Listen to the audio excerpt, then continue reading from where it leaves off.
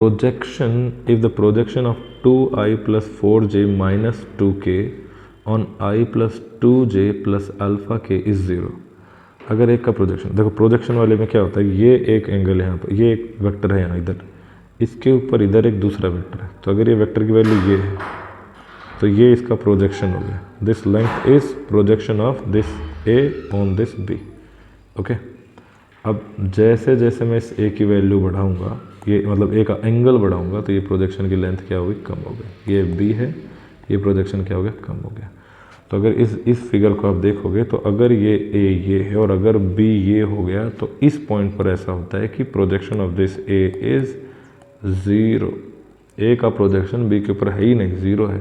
इसका मतलब ये दोनों के दोनों एंगल के, ये दोनों के दोनों वेक्टर्स क्या हो गए, ये दोनों के दोनों वेक्टर हो गए भाई 90 डिग्रीज। और 90 डिग्री वाला अभी हमने क्वेश्चन किया है कि अगर दो वेक्टर परपेंडिकुलर हो, A is perpendicular to B, then क्या होता है, then A dot B is equal to 0। Okay, करो डॉट प्रोडक्ट।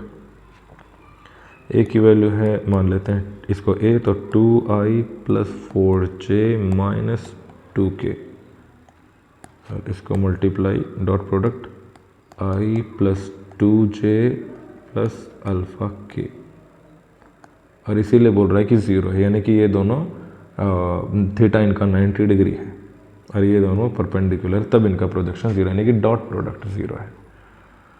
तो करो भाई, 2 एंड i का हो गया 2, 4 एंड 2 का हो गया प्लस 8 एंड अल्फा एंड 2 का हो गया minus 2 alpha equal to 0।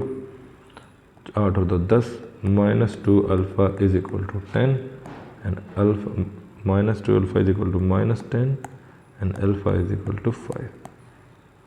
Alpha की वैल्यू पूछिए, what is value alpha, alpha will be 5।